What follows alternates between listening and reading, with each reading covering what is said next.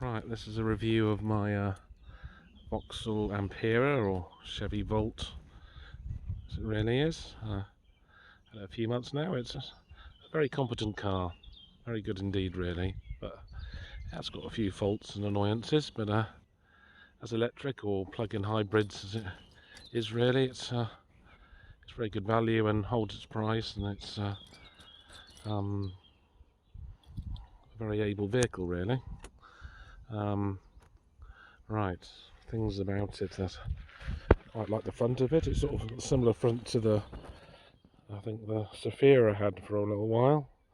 It looks quite aggressive. It's probably prefer the Chevy front maybe, but it's certainly not a bad front on it here on this car. There's a lip down there that gets caught on things, but not as much as I thought it would, and it's sort of designed to flip up anyway. It's expecting that to be the case. The wheels, alloy wheels it comes with, are very nice. They seem to keep their, well, this is a 6-year-old, 7-year-old car. They still look very good. I think it's because the brakes don't get used hardly at all because you're using regenerative brakes, so you don't get much brake dust. You probably get more brake dust actually on the back brakes than you do on the front ones. In fact, just I'm finding. It's got this nice sort of design going along the middle of it. I don't know, it's plastic. I think it's sort of plastic. I don't know if that bit there is, but I think it's all plastic fitting that goes along there. It has got nice big mirrors too that are very nicely designed there. They've got indicators here which are pretty nice, but they can fold manually, but not electrically, which I think the US cars, they do have a bit more kit than we get over here. They're all very well equipped, but certain things like retracting mirrors, and it hasn't got auto wipers. It's a very minor thing. It's got auto lights up there, but it hasn't got auto wipers. But that's not an issue really. On the side, it's a bit dusty because I'm camping at the moment, and it gets quite a lot of going down the gravel path, so it's a bit dusty. The rear problem I had was the main problem you have with this car probably is servicing. There's very little to service it in the mid-service. My mid-service cost me 150 quid, and they did nothing at all. They just checked things. That cost her. They did refill the squirters, but that was 90p, but it was 150 quid to do nothing at all. One thing they did additionally was the rear pads and discs needed redoing. They all got sorted out for a princely sum of 640 quid, which was quite a lot of money, I felt, for those two, but they are about that price on the Vauxhall site. They are rather overpriced for discs and pads, but you are this is one of the few Amperas really, the problem I've got, well, not a real problem, that's still in warranty. The battery's covered, and I think the motor is covered for another sort of a year and a half, 8 years. I think some people say it's 10, other ones say it's 8 years, so it's covered. But to get it covered, you have to take it to the Vauxhall dealer to get it done, so everything has to be done by them to get it accredited and to keep your warranty. And it has to be done annually, very close at the same sort of time, which is June for this car. Otherwise you lose that warranty too. But this one, I've just had it serviced. Not very much done, say, except for the back brakes, which are very good now. Very well done, just as a lot of money. So it's one of the few that's still in warranty, and it's valid, the warranty. On the back of the car, it looks quite nice. It's rather dusty. You get these little finger marks here quite often on there. There's a sort of like a Formula 1-esque light on the back, sort of like, I think it's a bit overdoing it maybe. It's got very nice lights. These I believe can get quite, sort of got a space between here and actually the light fitting, and damp can get inside there, which people have, but it doesn't seem to be the case on this one. The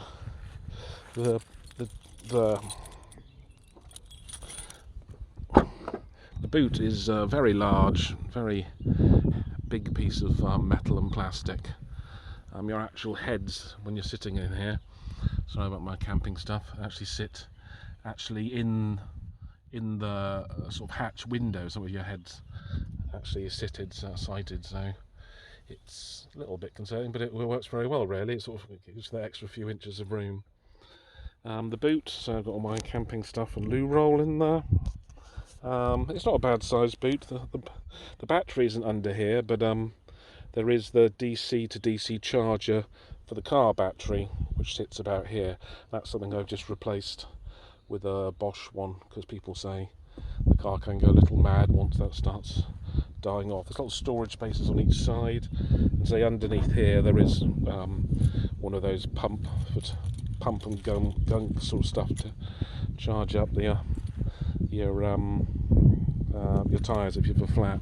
It has a very gesture-like cover that sort of just stretches over the boot. It's rather an afterthought. I've sort of repatriated some foot rests, really, mats really, so they cover the centre section and the two gaps there, so people can't eye in what's going on. The rest of it is pretty well covered, you can't see in, but those two places, and on a sunny day you can see in without something in the way like that. This car, and I think was actually broken into some years back, because when I was changing the battery I found a lot of glass particles in there, so that must have been replaced at some time in the past. So there's a camera, there's a reversing camera just underneath there. One problem this car has got is this is coming adrift. The glue is coming off, so it's like bowing a bit there, just on the edge there. It's a bit of a hassle. What else on the outside? So it's very low servicing. Technically, there's not much to do. So a major service, I think they changed the coolant of the battery. They may do. It's one of the things with a car like this. I'm quite good with cars, but I'm a bit wary of working on these sorts of vehicles, so because I don't want to get electrocuted or something like that. Although there's lots of ways you can cut it off and things like that, so that shouldn't be a problem. It is quite a complicated car. One other issue is with this car, I think there may be some adapters for it. It's got a 3-pin power. It's sort of my first electric car, and learning about electric charging. The pin here is a 3-pin charger. Nearly all, I think, standard chargers are 5 pins. So what I need to do, I had to buy an adapter that goes from 3-pin to 5-pin for tethered. And I also had to buy a cable for 3-pin to 5-pin for non-tethered chargers. The other issue is, I found with electric cars that I didn't realise what the case is. You can charge up. It's not a very fast charging vehicle. This one here is, I think it's about maybe up. I think it's maybe I don't know, it's 3.6 or 7 kilowatts it can do, or maybe 3.6 is the maximum, which is quite slow these days. But once again, it keeps the battery nicely sort of trickle charged. That you have quite often have to pay to park to get your car charged, which people didn't really tell you about that when you're buying an electric car. So it actually costs probably more than petrol to charge up your car if you haven't got. And that's the other issue I've got. I haven't got, my car is on street parked, so I've got no home charger. So I rely on the engine, or I'm charging at either my office through the window with a granny charger, which is the third charge you need, or around town in Southampton, which is a bit frustrating. It's not as cheap. These electric cars really only work if you've got a home charger. Then this car would be amazing, because you would never be using the engine really. And also because it has got, I think it's got a 16 kilowatt battery. I think it's got 16 or something like that. But this is also one of the later ones. It's got they allowed you a little bit more capacity than on the slightly earlier models. It's negligible. I think they only give you a mile or two more sort of range really, but they only allow you sort of access to the middle sort of 60-70% of the battery's capacity, so it never discharges, it never fully charges. So both those parts, the top and bottom, is where battery wear tends to occur most. So it's also got coolant and keeps the battery hot, heats it up when it's cold, and also cools it down when it's a hot day.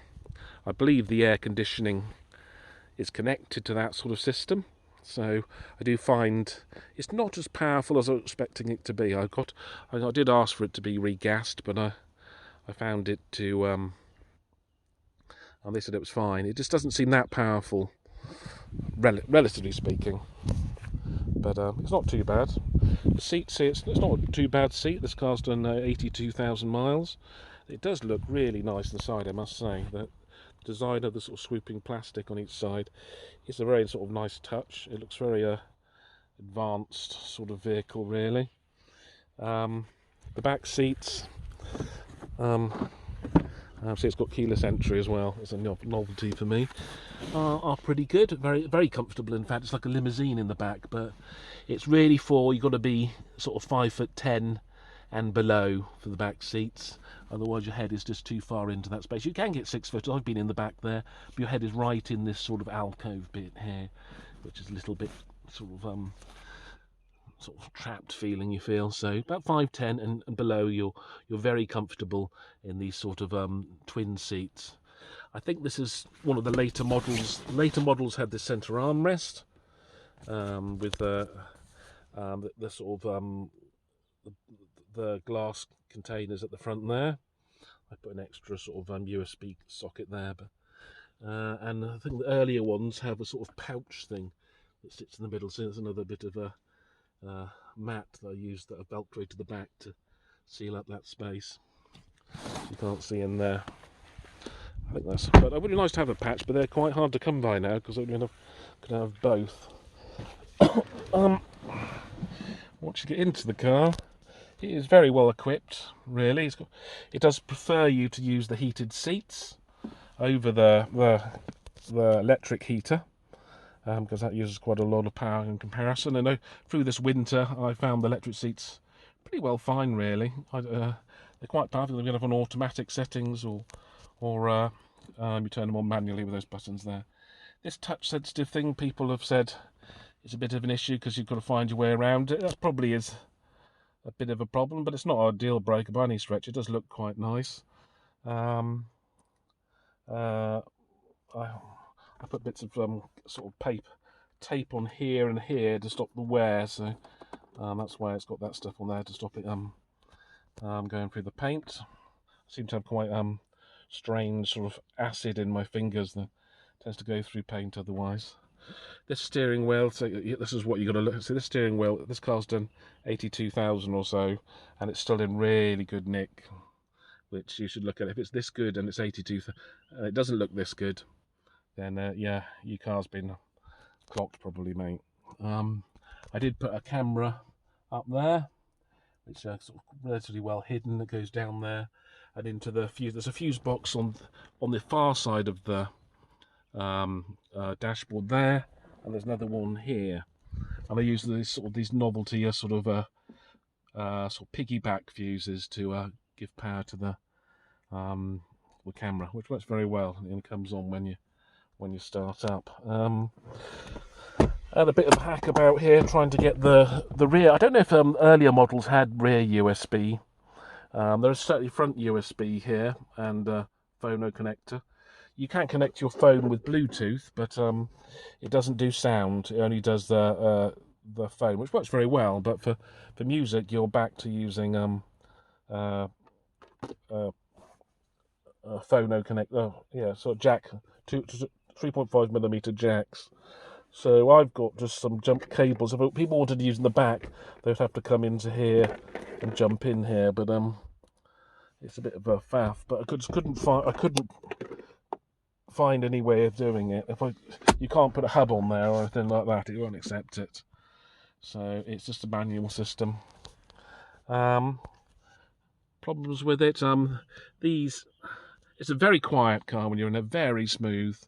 The suspension is a little bit hard, maybe. For this sort of car, I liked it to be a bit softer. I believe the Volt, or at least the American Volt, is a little softer than this car, but that may be just hearsay, which they've broken up now, I imagine, haven't they? Ages ago. And also, these pillars here. The car is very strong, very good in a crash, by all accounts. It's got airbags everywhere. But these A-pillars are pretty large, or very large, in fact. So when you're driving here, if you're going round a gradual curve, you are basically blind. You can't see that way, really, as you're going round it. So anything coming the other way, you have got that in the way, which is a bit frustrating.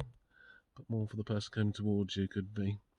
It's got some buttons up here for traction control off, parking sensors, and I don't know what that one is. What's that one there? I don't know what that one does. And that's for opens with the windows. That's a sort of interior lights. There's another interior light there. It's got those there, but look the same as on my old Carlton, I think, had things like that. Does that same as that? Or Vauxhall, they all had them. Those sorts of things. The ventilation is pretty good, but so this vent here is rather blocked by the steering wheel, so it doesn't help with getting you any air. Starting up is simple. Press this button here, and it starts doing its thing. Close the window, door even.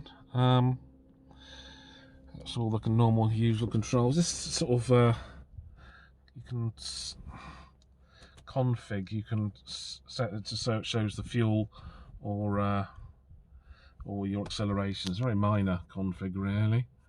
I tend to have it set with this centre section here showing your power going out. Up that way goes sort of top left is to the motor. The motor, and top left down is to the battery, and on this side here is or there's basically like a rev counter almost for the engine when it starts. I tend to use the car. I charge it up, which is annoying. You can use the engine in mountain mode to charge the car up to half full, which is a little annoying. It'd be nice if you could just run the engine all the way up to full and then just let it down, and all the way up to full, let it down, but you can't do that. So some people say it damages the battery, but I'm not sure. It's got quite a big capacity. When you are discharging the battery, with the regenerative braking, this goes down to like nearly 60 kilowatts, so it can handle quite a lot of regeneration actually within the car's system. I don't know. It certainly doesn't do much too bad as far as so far. I know it's early days. The most I've got, it depends how you drive, it estimates the fuel. This car has been used for charging my camp stuff, so it's rather believes I'm not very efficient at the moment with my driving, but I've got 43 is the most miles I've been able to get out of this battery system here. The granny charger from flat seems to be the way of getting the most out of it. Got a nice slow charge with that on 6 amp. That's the other thing on here. You've got a display showing no. So that's a quick thing. You turn this on and it turns the radio on for some reason. He suspected that the woman had been selected. It's quite annoying. So you've got to actually just turn the volume down because it just won't stop coming back on. It just shows how much you've been using the battery. I haven't been using much. It's been mostly fuel at the moment. When charging, you've got an option of charging it at when you sort of charge it, when you start the charge, and how much the granny charger. This is only for the granny charger. You can have it pulling 10 amps or 6 amps. 10 amps is pushing it on a 13 amp. 30 amp isn't meant, 3-pin socket isn't meant really to have 10 amps going through it for long periods. So that is pushing things really.